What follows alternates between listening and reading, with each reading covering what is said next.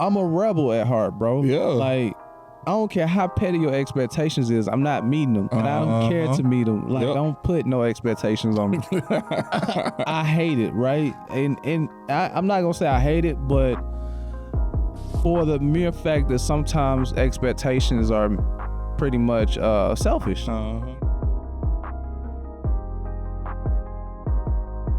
Have you ever been like so frustrated because things aren't going your way? Yeah, all the time. All the time, bro. In leadership, it is one of the most aggravating things where it's like you have these goals or these things you're trying to accomplish. Right. And sometimes sometimes certain members of the team are not as focused as they should be or could be. Okay. And today we're going to talk about eliminating your expectations as a leader. That sucks. We got to eliminate what? Expectations. What is that thing you always say? What's that? You got the goals and then you got the expectations. Yeah. Yeah. So we just got to eliminate them? Just eliminate. Just get rid of them. Okay. So, story time. We're going to start with a story. Wait. Story time. There we go. So, story time. Okay. So, I get a text message this morning, actually, from one of my assistant managers, and they're like, they let me know what they did, and I was like, great job, right? And they were like, now I just got to get everybody to love me. Okay. Because I've been talking to him about like, you got to teach people how to love you. You got to teach people how to respect you. Right. Not just necessarily like employees, but like accounts, just everybody, right? Everybody in your life, you got to be able to teach them what you expect from them. If that makes sense. You can't hold somebody to an expectation, or you can't expect them to do things the way that you want them to do. Right. You got to like mold that into them. He kind of brought it into leading people. Right. And he was saying, you know, I want them to care as much as I do. That's heavy. Yeah. And he's like I want to be the best. I don't want to be mediocre. Like that's what I'm trying to do. Is that possible though? Which part? You want them to care as much as you do. Is that possible? Ooh, that's a good question. See, it goes back to the initial title. Yeah. Like, you know, alleviating your expectations. Yeah. So I don't think it is. Right. Like, I don't think it, and this is why I say that. As much as driven as I am, as much as like I care about being the best, and I like my RVP cares more than I do. Not saying that's a bad way of wording it. She's focused on different things, probably more impactful things than I am. Right. So to her, I might not care as much because I'm not focused on what she's focused on. Right. Even though what she's focused on is probably the right thing for me to be focused on, but I just haven't grown to that point yet. Right. And I may never grow to that point until I'm in her role. And I think that's just the reality of a lot of like being a leader, is that your team is not going to do what you do until they get in your role. Right. And some of them ain't never gonna get in your role. But I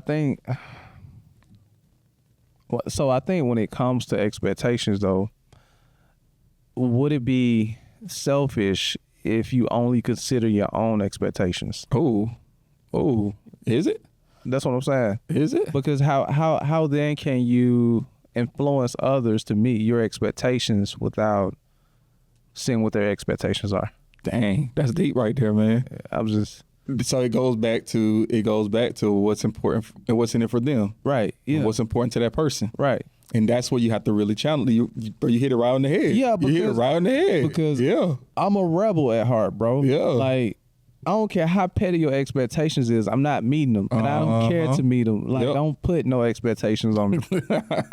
I hate it, right? And I'm not gonna say I hate it, but for the mere fact that sometimes expectations are pretty much selfish. Uh-huh. You know, it has nothing to do with me, but everything to do with your benefits. Mm-hmm. You know, so I'm like, now, when you put this expectation, now it's a difference when you see something in me and you expect me to meet, you know what I mean, what you see in me. Like, I see something in you. I expect you to do better than what you're doing now. Yep. Because I know it's there. Yep. That's different than saying, hey, I got this goal. I need you to hit this goal. So, you know what I mean? Yeah. Yeah. And that, so, like, what's so funny, right? We were in a meeting and because he just got promoted, his assistant manager was like, yeah, like, I know I need to motivate you by talking to you about getting to the next level because that's what you cared about. So every conversation I had with you was about getting you to the next level. Right. And he was like, dang, you sure did do that. And I asked a simple question. Did it work? Right. Right. Yeah. Like, it worked. I'm here, right? Like, right. So like that's the part where it's like, you do have to eliminate your expectations for people, find out what's important for them or to them. Yeah. And then see how it works for yours. You know? So I'm a big believer in I'm learning to be even more of a believer in, and I've seen great success from it recently, but having unnecessary conversations. Right? Why you call it that? Because okay, I'll tell you why I call you that. Story time. Wait. Story time. And I didn't get this at the time, but I had an area manager one time, right? Small talk. Sometimes you have to have unnecessary conversations. And I'm like, what are you talking about? Like, what are you talking about? She's like, you know, everything don't have to be about business. She was like, you know, sometimes you gotta just talk just to talk. Yeah. I'm like, what? Like, why would I talk just to talk? Like, what is that? That don't make no sense to me. Oh man. You know, like because you know, this was 5 years ago probably, right? Yeah. Like maybe 6 years ago this time. But it's like, but now I realize it though. It's like, and what she was saying was, you got to get to know the person. Makes sense. It's not all about the business and moving the number and those things. You really got to get to know the person. Yeah. Yeah. And that's the part where I really didn't understand. Like, right. No, we're here to do a job. Like, you get paid to do something. Like, you need to come and do it. Period. Right. Well, that's management, not leadership. Bingo. Yeah. Bingo. Right. So, and I had to learn how to be a leader. I love it. Versus being a manager. I love it. Right. I love it. Because that's the difference. That's the difference, right? Yeah. So, so that's where I'm growing him at is being a leader, not just being a manager. I love it, man. So, that's why I'll tell you, man, I love leadership, bro. I woke up. No, I think it was Monday. It was Monday. I woke up Monday, man, and I was like, man, I'm so happy that I get the chance to do this. Like, I'm so grateful that I get a chance to like positively impact people every single day. Makes sense. Right? Yeah. And then we got a negative customer service review. And I was pissed again. But brought you back. Brought me back down to management. But hey, we should do a pod on that though. Management versus leadership is just like, oh no. I think that'd be dope. But I think people need to know the difference. Yeah. Just because you're a manager don't make you a leader. Yeah. You know what 1,000%. Yeah. 1,000%. Yeah. Yeah. I want to say so. Like I'm gonna try to come up with a bar real quick. We'll see if it land. If I can come up with something. I'm put my managers get results. Leaders make impact. Bars. There we go. create impact. Yeah. I appreciate you hitting it before you heard the whole thing. Yeah. Nah, I knew you was going with it. I think I heard that before though. Oh, is that a real thing? I don't know. All this stuff is. You read so much. You listen. Yes. Yeah. You do a lot of personal development. Yeah, so yeah. True. But I agree. Yeah. So but yeah. So I woke up. I just woke up though, and I was like grateful and like thankful because I you know, here's the reality too, right? Like I think we kind of take this for granted too, where like you don't know how long you got to live. Right. I know that's how I keep. Yeah, we're talking about dying, bro. But it's just the reality, though, right? Like you just don't know how much time. But also, right? Like when you're performing, so you know, as upset as I am that we finished, you know, number 24. Right. Like it's still in the top 20%.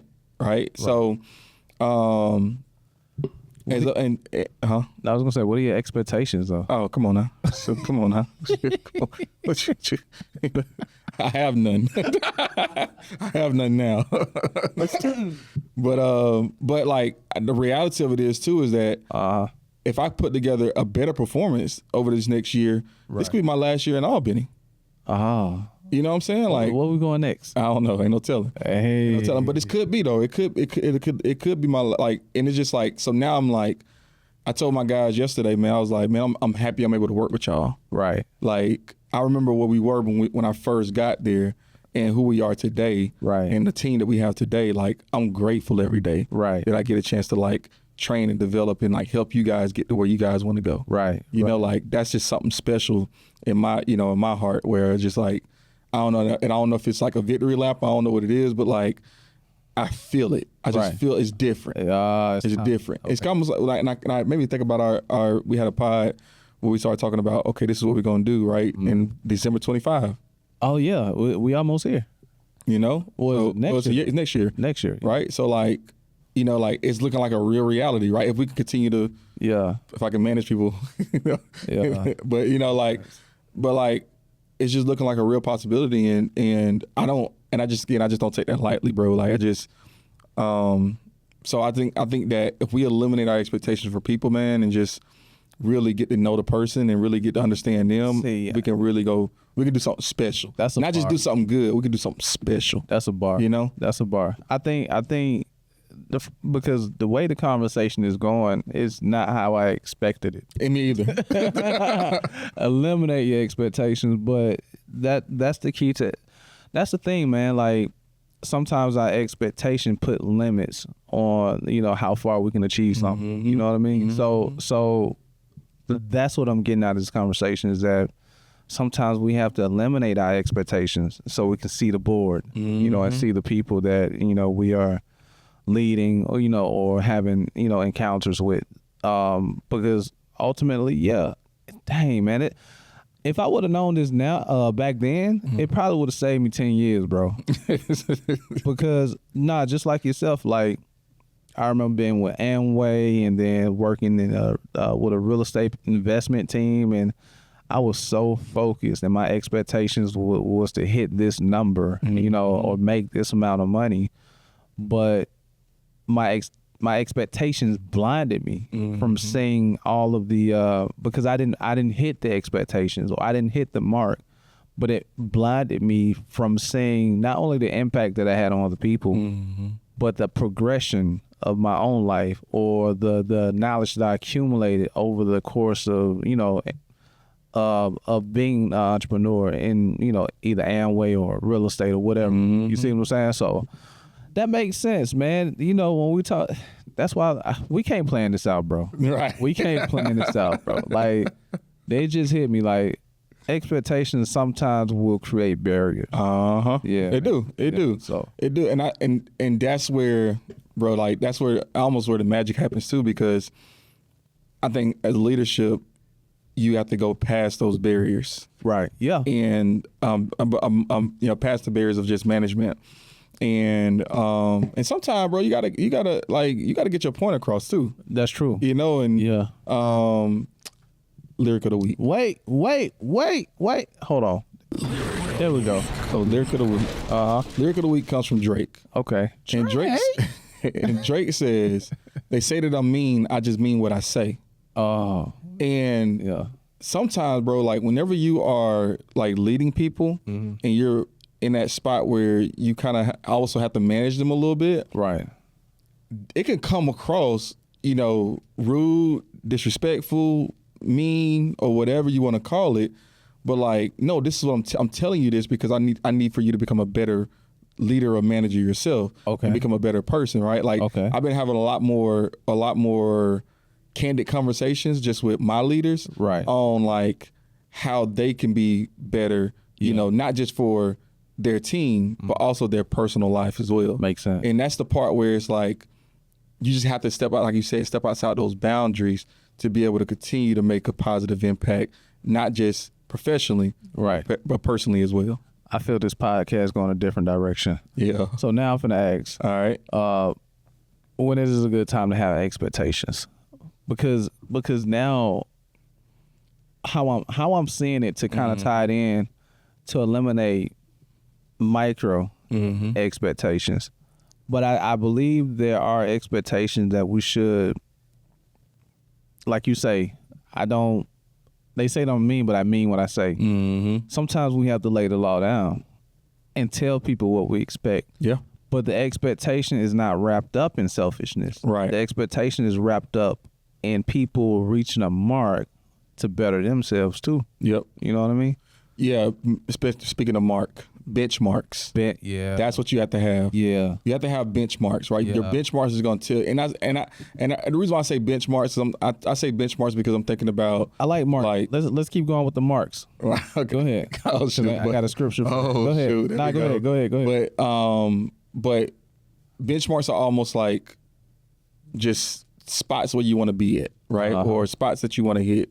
And that could be a tangible number, right? Right. But the expectation is that the process that we get the process right. Right. If that makes sense, right? So yes, this is the benchmark. This is where we need to be at, right? And if we don't hit that, okay, let's have a conversation regarding why we didn't hit that. But I'm not going to focus so much on the number. Right. I'm going to focus on the process. And why didn't you hit the number? What did you not do differently? And here's the other part too, bro. You got to realize, man, like sometimes you can do all the things, you can do all the right things, and still have a bad result.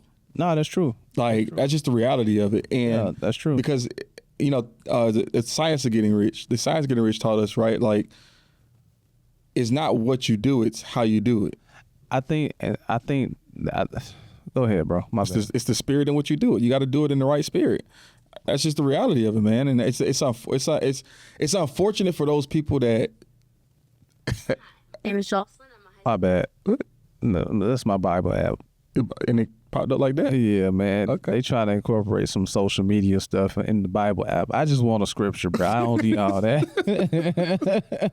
Go ahead, bro. My bad. I thought Joshua was going to chime in on it. Nah, man. Nah. But Apostle Paul said something here, man, that I just want to bring to the table since we're talking about marks, benchmarks. He's talking about press towards the mark. And us as believers, man, like this is a principle that we should know well because we're Christians, man. I think the belief of believers that we should be perfect. When Paul said, we pressing towards the mark. It's not this Bible app is tripping, bro. It's not the expectations of looking perfect, but pressing towards the mark. You know what I mean? Not to do everything right, but to be whole. Like, again, you talk about the process. That mark is a mark that comes before the process. It's really all about the process. You know what I mean? The mark is just there to push you through the process, if that makes sense. And I think sometimes we have to look at expectations in that way. It's not about hitting the number, but it's about the process of getting to that number. Yep. And to be fair, social climates may change. Your environment may change. The economy may change. So it may not be all technical techniques what it takes to do this, but it may be, okay, who do you become when this issue comes up? And then what wisdom are you gaining from that experience? You know what I mean? And that, my friend, will help you to become the person you need to become to do the things you call to do. You feel me? To get to that mark in the future. Man, for instance, story time. I said I was going to do the scripture today, but I'm going to tell a story. So my wife and I, man, we was looking for a house to 2020, it was 2 years ago, 2022. Okay. Man, in the market in Atlanta or Georgia, y'all probably know that the market was crazy. Like, I think the prices of the houses shot up because it was a seller's market. 2 years ago. So we got caught up in the seller's market. And I'm telling you, man, we kept getting outbidded. We would look for a house. We would bid on a house. It'd be like 20, 25 other bidders on the house paying over. You know what I mean? People wasn't offering closing costs. And at this time, she was pregnant, too. And we only had like maybe 6 months till Amon came. And it just didn't work out. We had a contract on a house in February where the interest rate was like, I think we had it on the contract for 2.5%. Okay, that's good. Yeah, but what happened is that it was a short sale. So the contract, we was trying to hold down that interest rate, but what happened is the prime rate went up, which causes the interest rate to go up on houses. So February, we've been on the contract for like 3 months, man, from February all the way to February, March, April, May. I think we got close to that July mark. We was on the contract. Amon came in August. Now, this is how close we're, because we got to get out before Amon come. We need to be in our house. Man, we got to a point where we could no longer hold that house on the contract for that interest rate, man. So we had to let it go. And I think when we let it go was like at 6 point. It went up to 6.5. Yeah. So we had to let that house go or whatever. But yeah, I felt like a failure as a husband. And I'm like, man, like, yo, like we supposed to be in the house before a month. We had these expectations. You know what I mean? Like, we had these. All right, we need to be in the house before our son is born. This and that and other. And it just didn't happen, man. But now, this year, 2024. I was so traumatized from 2 years ago. You know, we were working with our real estate agent now, and she was like, hey, it's going to take about 3 months. I'm like, you sure? Like, it took like 6, 7, 8 months last time. So that ain't going to be that long. Yo, the process was so smooth. And we closed on the house. Like, it was so easy. It scared me, bro. Yeah. Because of my last experience. Yeah. But what I'm saying is that we had these. Congratulations, by the way. Oh, thank you, sir. Thank you. Thank you. We had these expectations to close, have a house by, a month, by the time he's born or whatever. And it didn't quite go through. But that wasn't our fault. It was the economy. But the person that we became through that, because we learned so much about real estate. We learned so much about interest rate, the prime rate going up. Now the prime rate is about to go back down. We're going to see the biggest refi in history, because a lot of people now going back to refi because of the interest rate. But we learned so much in that period that now when we got this house, it was like a breeze. We became better, in our search. We became better on how we communicated to the real estate agent and the lenders. So that process taught us a lot. Although we didn't hit what we expected to hit or that mark, but the process made us better. Yeah. And those were external conditions that we could not control. So we had to, or we should have, alleviate expectations, because I had so much anxiety and stuff. Yeah, even your real estate agent, right? Like she's able to guide you even better through it, and like, oh no, it's gonna be, like, because sometimes, and that's the perfect example, right? Sometimes people have so much trauma, like it's hard for them to really see it and understand it and like really feel like it's gonna happen for them. Yeah. But that's why that leadership is so important. Leadership, yeah. And like, hey, relax. Yeah. Just do this, X, Y, and Z. You'll be fine. We're going to make sure you do, boom, 3 months, boom. Right. But you know what, too? I did learn a great deal to learn how to manage my emotions. You know what I mean? So, like, then we had a team where every time something happened, it was a panic. Like, you know what I mean? We was just shook. I couldn't sleep, anxiety, but this time, like, man, I'm like, I'm going to just leave it in the Lord's hand, man. And I'm like, if it happens, it happens. If it don't, then, he's our provider, Jehovah Jireh, so I'm not really tripping about that, man. That's a good song, by the way. Jehovah Jireh by Jacqueline Carr. I don't know if I said her name right. It's a really good song. Yeah. You ain't heard it yet. It's a really good song. Oh, not a story, but Katina, one of our clients, I produce her podcast.